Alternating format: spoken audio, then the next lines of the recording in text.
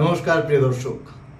বছরে ৩৬৫ দিন দিদি মোদি সেটিং বলে বলে যখন আর প্রচারে নতুন করে আসা যাচ্ছে না, তখন এই মাকুদের শুধু ব্যবহারগুলো একবার দেখুন। তো দর্শক, সম্পূর্ণ বিস্তারিত আলোচনায় আসার আগে এই মজার দৃশ্যগুলো এবং এই উন্মাদটা ঠিক কী বলছে এবং পিছনে কোন ঝান্ডা ধরে রয়েছে সেটা আপনারা দেখুন, নিজেরাই বিচার করুন। তারপর আসছি বিস্তারিত আলোচনায়। তো ভিডিওটা অবশ্যই একবার দেখুন। অনেকের কাছে কাগজপত্র থাকে না, যাদের কাগজ নেই তাদের কি পেটের খিদে নেই? তারা আসছে। ভারতবর্ষে যত মানুষ আছে যারা খেটে খায় তাদের প্রত্যেককে নাগরিকত্ব দিতে হবে, এর অন্যথা আমরা মানছি না। আমরা পথে আছি, পথে থাকবো। যে কোনো দেশ থেকে আসলেই হবে? অবশ্যই যে কোনো দেশ থেকে আসছে। এবার ভারতবর্ষে নিশ্চয়ই সাইপ্রাস থেকে লোকজন উড়ে আসবে না, ভারতবর্ষে পাকিস্তান থেকেই আসবে, বাংলাদেশ থেকেই আসবে, আফগানিস্তান থেকেই আসবে। এটাই স্বাভাবিক। পলিটিক্যালি আমাদের এখানকার যা অবস্থা, এই সমস্ত দেশ থেকেই আসবে। তো দর্শক, দেখতে পেলেন যে এখানে ভারতবর্ষে কোত্থেকে আসবে? আসলে আফগানিস্তান থেকে আসবে, আসলে পাকিস্তান থেকে আসবে, আসলে বাংলাদেশ থেকে আসবে। সবার পেটে খিদে রয়েছে, সবার রোজগারের দরকার আছে।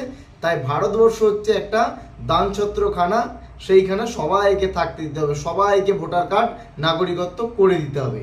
এই উন্মাদ বাঁদরটার কথা শুনলে হয়তো আমার মতো আপনারও মনে হবে টেনে কানের গোড়ায় 5টা থাপ্পড় মারি।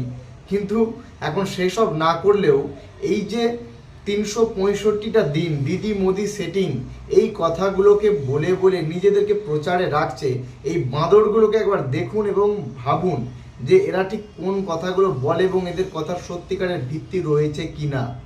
আজকে এই বাঁদরগুলোকে দেখলে সত্যি হাসতে ইচ্ছে করে। রাগ আপনারও আসবে, আমারও আসবে, আমরা জানি।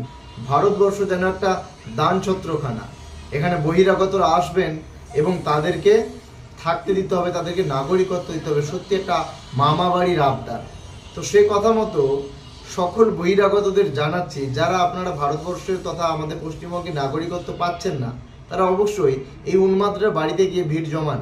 এ আপনাদের আশ্রয় অবশ্যই খুঁজে দেবে, বা ভালো করে খতিয়ে দেখতে গেলে হয়তো এই মাকুই রয়েছে রোহিঙ্গা, যারা বহিরাগত হিসেবে বাইরে থেকে এসে এখানে রয়েছে।